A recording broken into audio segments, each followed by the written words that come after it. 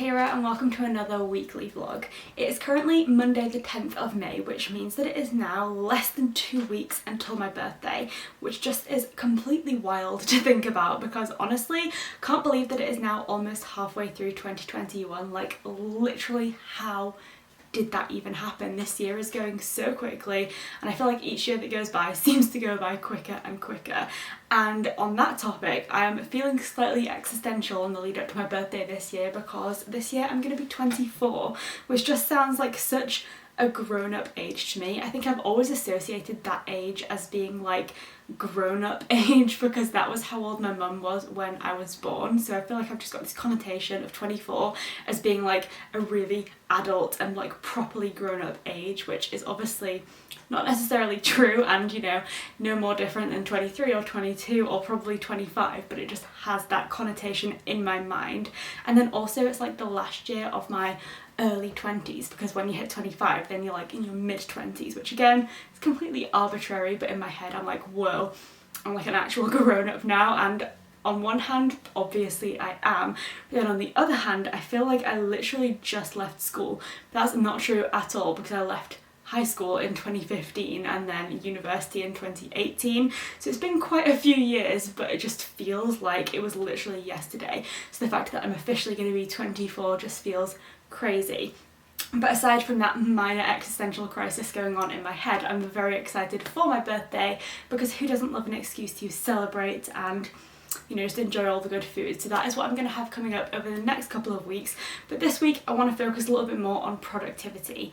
Now, I've been making a lot of jokes and remarks about the fact that I've just been the worst reader recently. Like, I feel like I've been in just an eternal reading slump and just not finding the time to read, and I'm sure you're all sick of hearing me say this because I'm like a broken record, but I've decided that enough is enough, and this week I'm setting myself a challenge because, as you'll have seen in my 24-hour readathons and other things like that, I can really push myself to read a lot if I've set myself a particular challenge. So rather than just saying, oh, I'm going to try and read this week, I wanted to put like a quantifiable goal on this week of reading and try and read as much as possible. So I'm actually going to be trying to read 3 different books this week. I have a memoir, a fiction, and then another memoir or non-fiction book, but I'm listening to that one as an audiobook. So we've got 2 physical books and 1 audiobook, and I'm hopefully going to finish them all. That might be a little bit ambitious, but we'll get to how I'm going to try and achieve that in just a moment. So first up, we'll have the first memoir, which is a physical book, and that is Unfollowed by Megan Phelps Roper. I actually bought this one in last week's vlog, so if you want to go and watch me read The Road Trip by Beth O'Leary, you'll see that I picked up this book from Waterstones, and this is a memoir, like I said, from Megan Phelps Roper, who was born into the Westboro Baptist Church. So she was a member of this very, very extreme and hateful church group for most of her life, and then she met someone over the internet, I believe, and then decided to leave the church along with one of her siblings.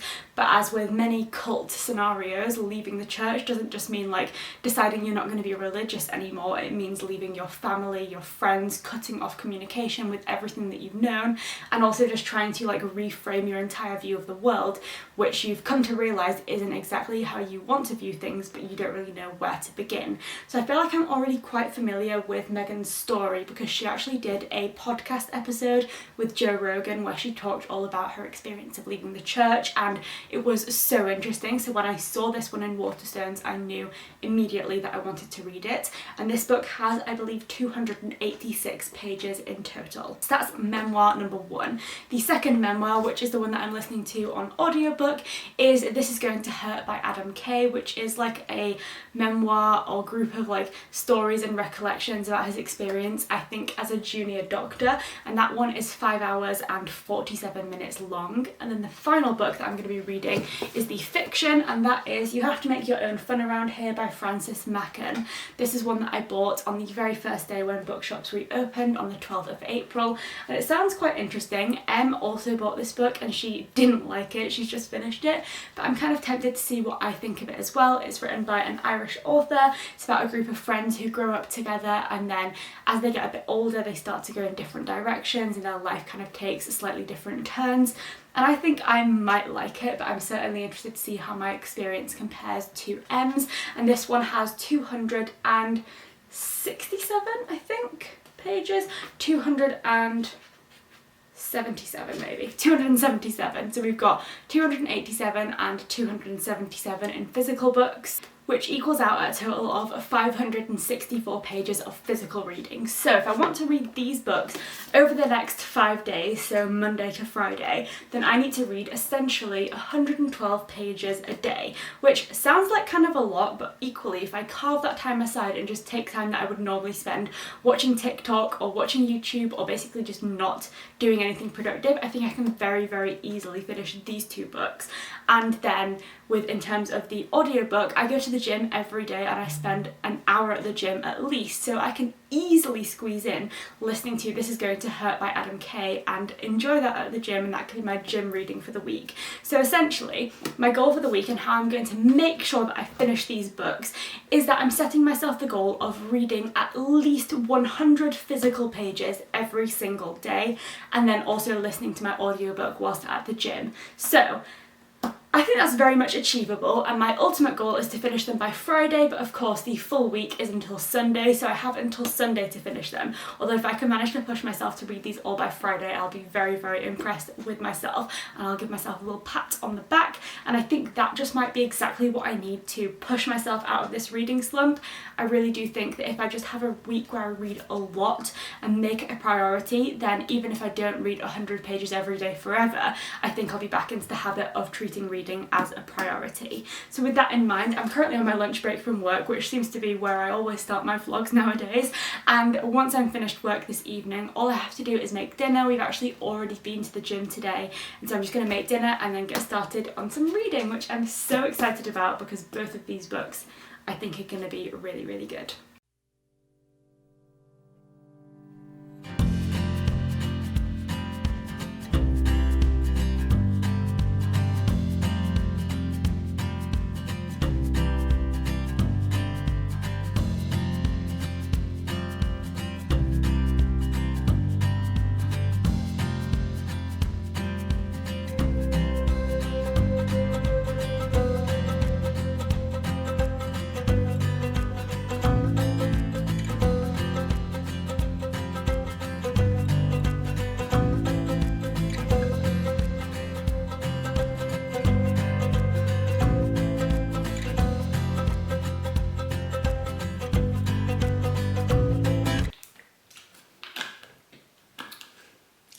Gotta stay hydrated. Lol. It's now Monday evening and I just finished up today's quota of reading. I made it to exactly 100 pages, which is the minimum that I want to read every day this week. And I decided to start with Unfollow. Originally, I was planning to read like 50 to 60 pages of Unfollow and then change over and do the same with You Have to Make Your Own Fun Around Here. But naturally I started reading this and then became so invested that I didn't want to stop and swap over to another book because this is just such an intriguing story. I've mentioned this before, but one of my favourite memoirs is Educated by Tara Westover, which is all about a girl basically moving on from her very religious cult-like upbringing and experiencing education and the world in a completely different way. And in some ways, Megan Phelps-Roper has a similar story. She was definitely brought up in a very religious family. She was obviously indoctrinated with some really hateful beliefs and encouraged to spread those beliefs from the time when she was like, I think she said that her first picketing experience, which is what the Westboro Baptist Church are known for, was when she was 5 years old. So basically her entire life has been framed by this experience. But what's really interesting about this story is that obviously in Educated, the whole point is that Tara Westover has been deprived of education. She has been cut off from the outer world for most of her life, hasn't gone through the sort of formal education system or even a homeschooling education really. And so she just had a completely sheltered life, whereas in the Westboro Baptist Church, all of the members are highly educated. Most of the like upper members of the church have like postgraduate degrees, there's a lot of lawyers, and the children all went to public school. And there's a particular quote that stood out to me as just very jarring in terms of how weird it must have been to grow up in a way like Megan did, because she basically says, School had become a parallel culture to the one I inhabited at home, the one I had long since adapted to. I knew my classmates saw me as some sort of weird hybrid of a person, a friendly girl who enjoyed helping others with homework on the one hand, but a hateful religious fanatic who believed everyone was going to hell on the other. And it's just so bizarre because they were so assimilated to the real world, like they live in the real world, they interact with the real world, they have real jobs, they go to public school, and yet they are just so out of the realms of ordinary and sort of existing these dual lives where they coexist with everyone else and kind of like bury their hateful beliefs when they're in the work environment or the school environment, but then outside of those contexts they're just spreading so much hatred and they believe that it is doing a good thing, but it isn't. So at this point in the book, I'm obviously 100 pages in, and it's basically just sort of gone through Megan's childhood experience and her view of her parents and her grandfather, and naturally as an outsider like me viewing this book and having seen documentaries about this family, you view the parents and the grandparents, who are obviously the leaders of this church, as just really hateful and horrible people. But Megan, and again this is kind of similar to how Tara tells her story in Educated, has a different view of this because she is kind of, I guess, nuanced and trying to sort of look at the facts, which is that her family are spreading hate that she clearly now doesn't agree with. But then the same situation was that these are the people that raised her and that she loves because they're her relatives. And the acknowledgement at the beginning of the book says, "To my beloved parents, Shirley and Brent, whose tenderness fills my memories. I left the church, but never you, and never will. I am humbled to be your daughter." And it's so jarring as a reader because obviously I can only view these people in a negative light, and the fact that people choose to stay is just really bizarre. But then naturally, if those were your parents and they'd never done anything specifically to harm you and had shown you love, it would just be really difficult to cut yourself off from them. And I do think that's something that is obviously so unique to the experience of leaving like a cult setting, because you have so many mixed feelings about the leaving process, and you know it's the right thing to do, but it also involves leaving behind so much of what you know and the people that you love. So I'm 100 pages in, very much invested in this story. The only reason I'm stopping now is because, like I said, it's Monday evening and I need to have a shower and, you know, go to bed. I'm so obsessed with peach squash at the moment. I'm making like litre bottles of the stuff to stay hydrated. But if I have a little bit more time before going to sleep after my shower, then I'll definitely try and read a few more pages of this. And then tomorrow morning, I'm actually doing a gym session in the evening, so I'm going to read before work, which I'm very excited about.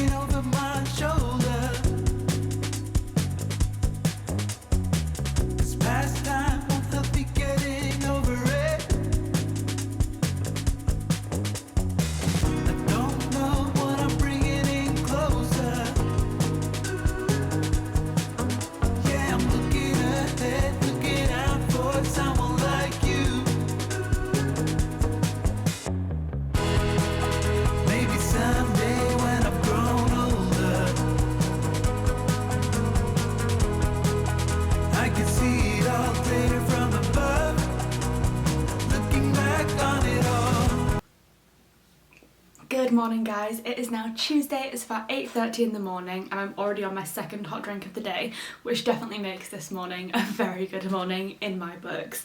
But I woke up quite early this morning, around 6 AM, because Jay was leaving quite early for work, and admittedly I did spend about half an hour in bed scrolling through TikTok because I'm only human. But then after that point, I got myself out of bed, made a cup of tea, and then spent the next couple of hours reading more of Unfollow by Megan Phelps-Roper. I've now made it to page 224 of this book, so it's 8:30 in the morning and I've already more than achieved my reading quota for the day. But this book is just getting so good. I'm honestly obsessed with it. Like, I knew that I really enjoyed hearing Megan's story in the podcast format when I listened to her Joe Rogan podcast, but she just has such an eloquent and nuanced way of writing about her experiences that manages to convey her discomfort about what was going on within the church that she was born into, as well as her also discomfort about the possibility of leaving the world behind that she'd sort of grown up with, and just all of the difficulties that come with that, and it's just so moving. At the point in the book where I'm at now, Megan and her younger sister Grace have officially left the church, and so that came with a whole load of emotion, because I feel like as a reader it's a really interesting experience, because you completely, or at least I completely, despised the church and all of their teachings and just really wanted Megan to leave. Like, you know it's the right thing for her to leave, and even better that she gets to leave with one of her sisters and they can both live a better and happier and less hateful life. And yet the part where they were actually like got to the point of leaving and the whole family is like sort of trying to figure out why and convince Megan to stay and just all of that good stuff, and they genuinely want her to stay because they think that she'll go to hell otherwise, and there's just so much misinformation and misguided intentions and just like love within the family that it becomes way more emotional than you expect it to, because you really feel the difficulty that Megan went through in making this decision, and it's just very powerful. And there's a part in Educated by Tara Westover, which I obviously keep bringing up, where the dad doesn't want Tara to go to school in England, because he's like, if the end of the world comes and you're overseas, we won't be able to come and get you. And he truly believes that the end of days are coming, and that like he wants to be able to protect his family, and everything that he does is misguided. He's awful person, and yet you can see that he's completely just seeing things in the wrong way, and then at that point you feel empathy for a character that you never expected to feel empathy for. And in this book, Shirley, who is Megan's mum, says just as Megan and Grace, her younger sister, are leaving, it's just really simple, and it just says, "Girls, Mum called out, we turned. You can always come back. Her hope broke me more than her tears." And it's just something like that that's just really simple, where these parents, you know, you really dislike what they've done to their children, and yet you recognise that they too have been misguided and misled by their own religious upbringings, and it's just an awful web of misinformation and manipulation, and yet there is some love within there that really allows you as the reader to feel that empathy, and yet still want these people like Megan and Tara to escape and to be able to live their life to the fullest. But they really do such a good job of capturing the fact that that's not as simple as just deciding to leave. So I still have about 60 pages of this book left. My plan is to hopefully finish this one on my lunch break, because I really want to know what happens now that they've left the church and how they sort of settle back into, well, not back into, just completely settle into the real world without the Westboro Baptist Church as their like base. So I'm very much wanting to finish this one today and absolutely loving it. But like I said, I've got my second hot drink of the day. I've made myself a pre-work protein hot chocolate, and it's almost time for me to log on, so I'll catch up with you when I hopefully finish this book at lunchtime. Maybe I can see what was broken. Ooh, but it's a lonely calling. Yeah, it's a lonely calling.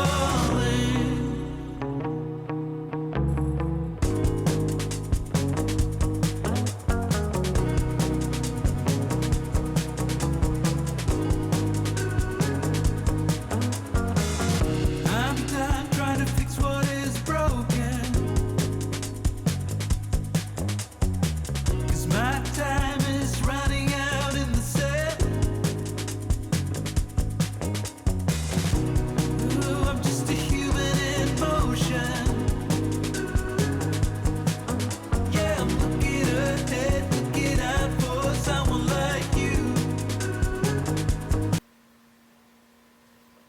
This week is just going so quickly.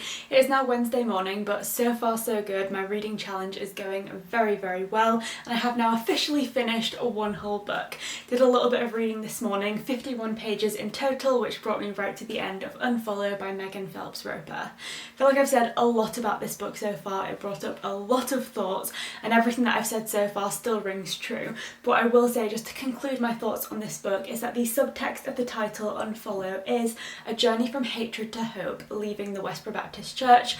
And I just think that sentence of hatred to hope is just so encompassing of everything that this book includes. It is so nuanced, so balanced, very raw and realistic and open about her experiences and her faults and the things that she's done wrong and the ways that she's wanting to grow. And she very much recognises that she was brought up in a way in which she was indoctrinated with these hateful beliefs, but she also tries to take responsibility that as an adult she still, took a while before she sort of really critically analysed what she had believed for so many years. And so she's very balanced, I would say, in the sense that she recognises that yes, she was born into this situation and therefore a lot of the things that she did wrong were maybe out of her control, but at a certain point she had to take advantage of her free will and start to recognise that she could move away from this hatred. So yeah, it's just such a raw, balanced, authentic view into a very unique life experience, and one that I would definitely recommend reading,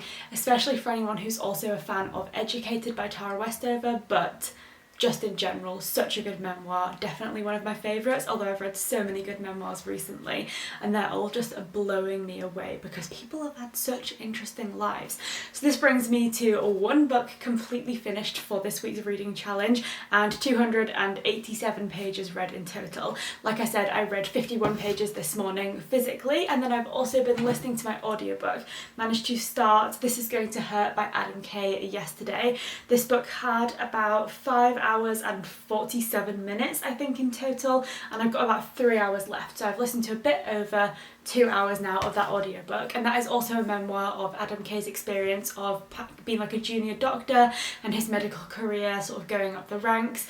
And I have to say, the first half an hour I wasn't particularly blown away. It was a little bit boring and I was kind of surprised because I'd heard such good things about this book, but as I'm getting through it, it's getting definitely more interesting. I'm a big fan of the TV show Call the Midwife, and Adam actually went into gynecology as his specialism, and so there are quite a lot of stories that kind of feel like a bit of modern Call the Midwife and just have that same sort of medical vibe about them. And he's telling some very funny stories and also, the more authentic reality of how much time it takes to be a doctor and how much else you might lose in terms of your personal life and things like that. So I'm enjoying it. I can't say I think that one is going to be a favourite memoir, to be completely honest.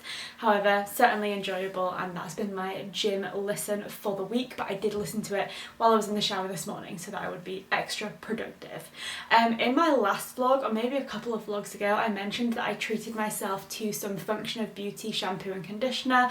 Totally not sponsored, paid for it myself, and I just wanted to try them out because I see so many influencers using it, and I got the It Takes Two to Mango scent because that just sounded incredible, and someone asked me in a comment on that vlog to say what I thought of it and how I was finding it, and so I've literally just shampooed and conditioned my hair, which is why it's in my head, and I'm definitely enjoying it. More than anything, I'm so impressed by how good it smells, and your hair just smells like mango, or I guess whatever scent you choose, for a couple of days afterwards. It's really, really lovely. My hair feels very soft and shiny afterwards, and I'm very much enjoying it. So yeah, definitely would recommend. And I also just think it's fun that you can customise it. Even if it's not a miracle worker or anything like that, I just think it's fun to be able to select those goals and choose your own scents and all of that kind of fun stuff. So yeah, definitely enjoying that, and I'm glad that I decided to finally treat myself to it. But back to reading, I finished one book which I'm kind of sad about because I was enjoying it so much. But next on the roster is the first fiction book of the week, and that is of course You Have to Make Your Own Fun Around Here by Frances Machen. Now I've got my morning coffee and about 10 minutes until I need to start work this morning, so I might try and just get in a couple of pages now just to get a little head start, but the main bulk of this book I'm going to be starting later on this evening after finishing work, and I'm very excited to see what this one is all about.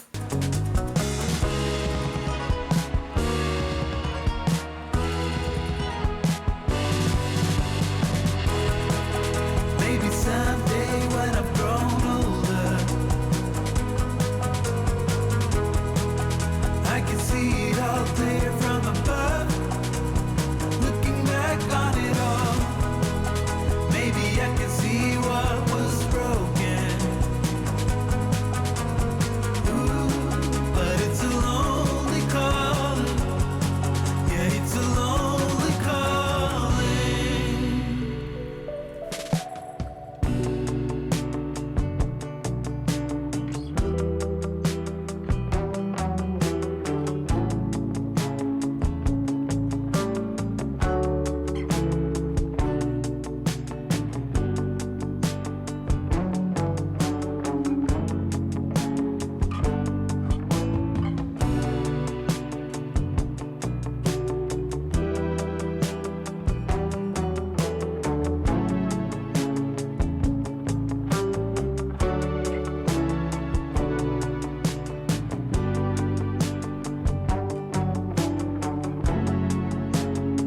Good morning guys, it is now Friday, which means I guess that it's the last official day of my reading challenge for this week, which was of course all about starting and hopefully finishing 3 books and just in general trying to get back on track with reading. And now that we're on the last day, I think I can say with confidence that the challenge has gone well, or has certainly gone well so far. I've been reading a lot more than I have done for a long time now, like making it a daily priority, and more so than that, I've actually been enjoying reading, which is something that I don't think I've really been feeling for quite a while. Like I've just been reading as and when I fancy, but I've not been wanting to pick up books every day, and I've just been feeling a little bit disillusioned with books. But I think this week was exactly what I needed to reset and just get back into the habit of reading. And now that I have, and I think I've also made a good choice with the books that I've picked up this week, it's just shifted everything, which has been so lovely. I didn't actually catch up with you yesterday because my day essentially was early morning gym session where I listened to my audiobook, tiny bit of reading with breakfast before work, and then I had a super busy work day and then dinner and bed in the evening. So I didn't really have much time for picking up the camera and chatting to you about books, but I did do a little bit of reading. But now that we're on the final day, I'm still in the middle of 2 books. I have my audiobook, This Is Going to Hurt, and then I also have the physical book, You Have to Make Your Own Fun Around Here by Frances Machen. So let's have a little catch up on where I'm at with both of these books and my thoughts, and then let's dive into a Friday filled with reading. So I'm now about halfway through this book. I'm on page 122 and I'm very much enjoying it so far. I would say that the writing style of this book does have some similarities to Sally Rooney, which 100% always makes me love a book. But obviously this book is kind of similar to Sally Rooney in the sense that the main characters are from a small Irish town that doesn't really have many prospects, especially for young people. So there's definitely some similarities from what we see with Connell and Marianne in Normal People, and just in the specific like structure of the text and the writing style, it's very like choppy and blunt, and he did this, she said that, I thought this, yada yada yada, and it's just very like upfront without much fluffy description, which I think is very similar to Sally Rooney, and I personally really like it. I think in terms of like these contemporary literary fictions, that very upfront and snappy writing style just works, and so I've definitely been enjoying that. And the very first like 30 to 50 pages of this book weren't as interesting as I'd hoped. It was mostly just about the main character's childhood, which wasn't that interesting, but because the writing style is so snappy and the chapters are very short, it meant that even though I wasn't feeling super connected to those first few chapters, they went very quickly, so even though I didn't love them, it didn't feel like a drag. But now that I'm about halfway through, I can confirm that I'm very much enjoying this book. Just to give a little brief overview, essentially this book follows our main character Katie, and at the beginning of the book she's about 11 or 12 I think, and she is part of a friendship group of 3 people. So there's herself, there is Evelyn, who is like the, as the back of the book says, undisputed leader of the trio. Bless you. And then there is also Evelyn's cousin, Maeve, who at the beginning of the book, there's a quote from the main character, Katie, and it says, I adore Evelyn, I endure Maeve. So Maeve is not necessarily the most popular member of the group, and in Katie's own view, the pecking order of this group is of course Evelyn at the top, Katie in the middle, and Maeve very much at the bottom. But essentially the first bit of the book is all about their childhood in this very small town, and then as they start getting towards adulthood and reaching the age of 18, Katie and Evelyn together start kind of planning their future and dreaming about leaving this small town and making it somewhere in the arts world. Katie wants to make films, Evelyn I think wants to be an artist, and there's just a lot of hope about leaving and starting afresh together and just sort of making their way in the world. However, as it turns out, Katie is the one that actually manages to get into college in Dublin, whereas Evelyn doesn't. And so at the point where they leave for college, Katie moves on and starts a new life, but Evelyn is left behind in this small town with little to no prospects for her future. And so it's quite a shift from how Katie viewed them throughout their childhood, because Katie always viewed herself as second to Evelyn, and that she was going to sort of follow in Evelyn's footsteps and use Evelyn's success as her own path towards a better life. And actually it turns out that the reverse is what is happening, which has been difficult for both parties to get to terms with. There's actually a few quotes that I really liked in this book that I wanted to share. The first one is after Katie has moved off to university, and she goes and calls her mum from university, and her mum says, "You're missing Evelyn, aren't you?" And Katie's obviously like, "Yeah, I really am." And then Katie's mum, to try and reassure her, basically says, "Evelyn Cassidy is the sort of person who likes to be a big fish in a small pond. The likes of her will never leave Glenbrough. She'd be too afraid of becoming a nobody." And Katie says, "I hope Mammy's wrong, but often she's right." And I just thought that was so interesting, because Katie kind of was just, you know, an average person in her hometown, and therefore leaving was like the opportunity to maybe get something better, because quite frankly her situation at home was just average and not very exciting. Whereas Evelyn was popular, she was sort of the subject of like drama and attention, and she basically was just a somebody. She was a big name in a small town. And so Katie had nothing to lose by going and throwing herself at a new prospect, because, you know, all she could serve to do was maybe get better and to find a better life. Whereas Evelyn, in actual fact, could find a better life somewhere else, but she also could become far more insignificant, and for someone like her, that's a worse prospect. And so staying in a dead-end place but with a big name and with people who know you actually is more attractive. And I think Katie starts to realise how different her and Evelyn are at this point. And there's another quote that kind of gave me Perks of Being a Wallflower vibes, and it says, "Mammy says I'll never feel as intensely as I feel now at the age that I am. She says the emotion gets worn out of a person. It sounds like a comfort to have the emotion worn out of you." And I just feel like that bit about feeling things so intensely at the point that you are now, and things never being as big as they are when you're like 18 or whatever, just reminded me of some of the quotes that are in The Perks of Being a Wallflower, with Charlie sort of living his high school life and realising that these friendships and these experiences will kind of be unparalleled because everything is so new to you at that point. So I've got about half of this book left. I'm really enjoying it, and I'm very excited to see where it goes. So definitely going to be reading this one all day long. And then I'm also still listening to my audiobook. Let me see how far I am into this.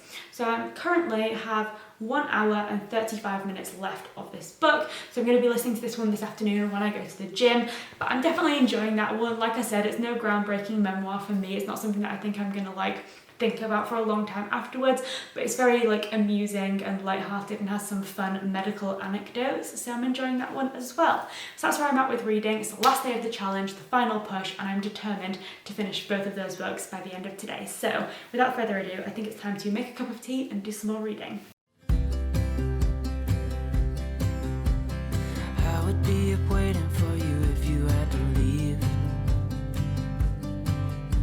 I would wait a lifetime if you were at sea.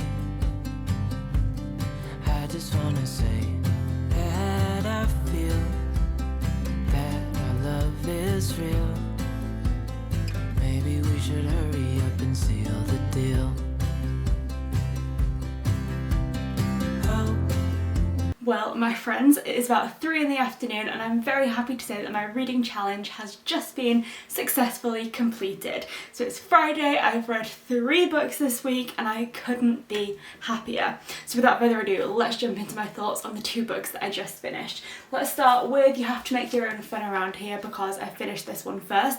Basically caught up with you guys this morning and then have been reading ever since. So I got straight into this book, read the last 30 or 40 pages, and I loved it. This was such a great book because, like I said, it has all of the features of a witty, blunt, kind of dark, contemporary literary fiction type book, and has a very similar writing style to things like Sally Rooney's books.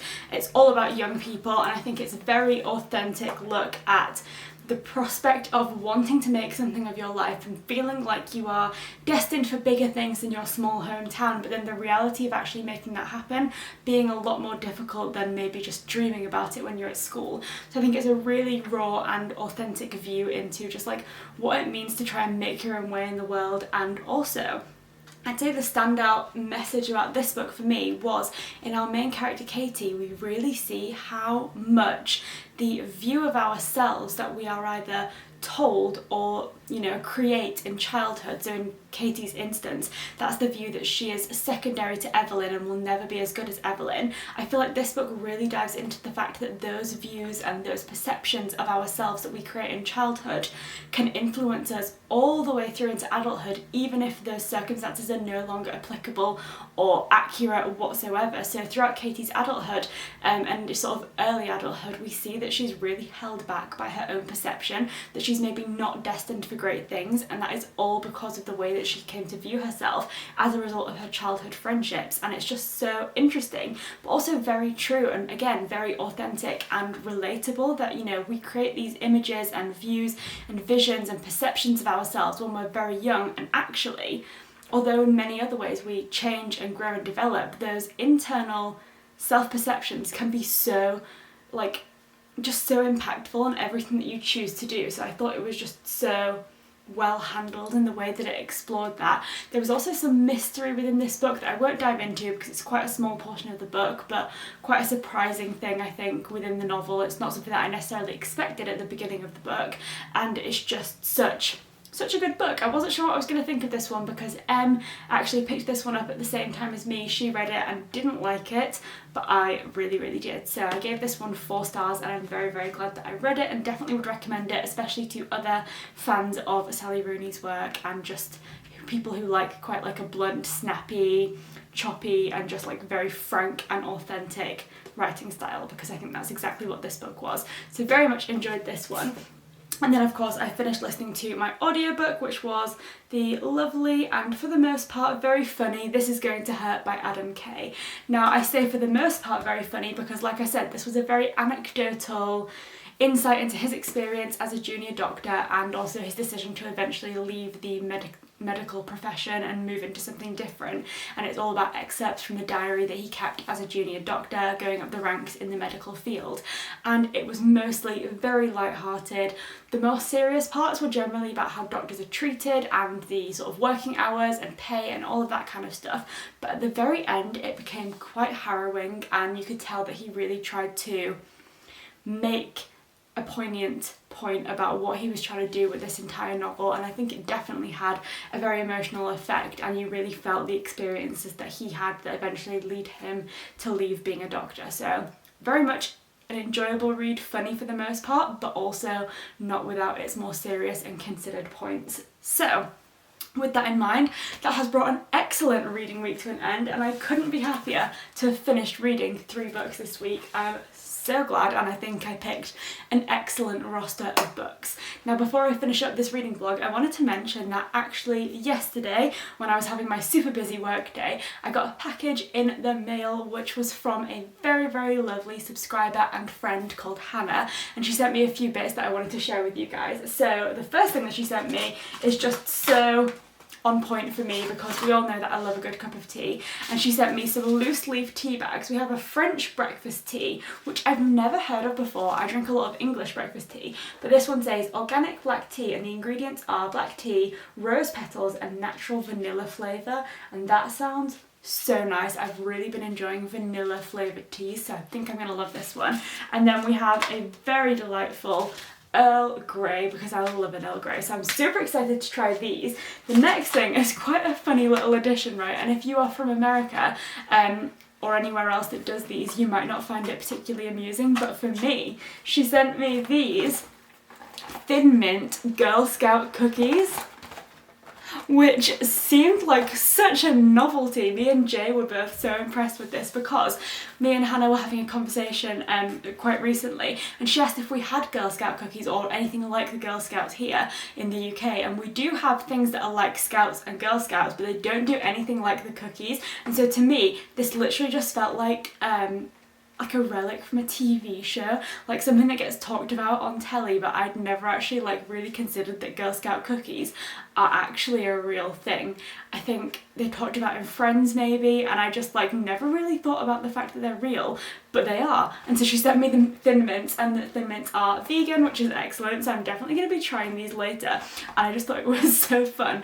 If you are used to Girl Scout cookies, I apologise if I'm like completely weird for thinking it's interesting, but I'd never seen them in real life before, so I was quite excited. And then the final thing, which is kind of related to the first thing, was this Central Perk loose leaf tea bag strainer, which first of all, super cute, second of all, practical given that I have loose leaf tea, and third of all, so relevant. It could not have arrived at a better time because yesterday happened to be the day that all of the Friends characters announced that the Friends reunion episode is coming out on I think the 27th of May, which is so exciting. I love Friends with my whole heart. I know that is not at all original to say because honestly who doesn't, but I just love Friends so much. It's just the show of my childhood and I love it so much. So yeah, this little adorable strainer came on the very, very perfect day. So big thank you to Hannah. It was so appreciated and so kind, and I just wanted to share all of the things that she sent us.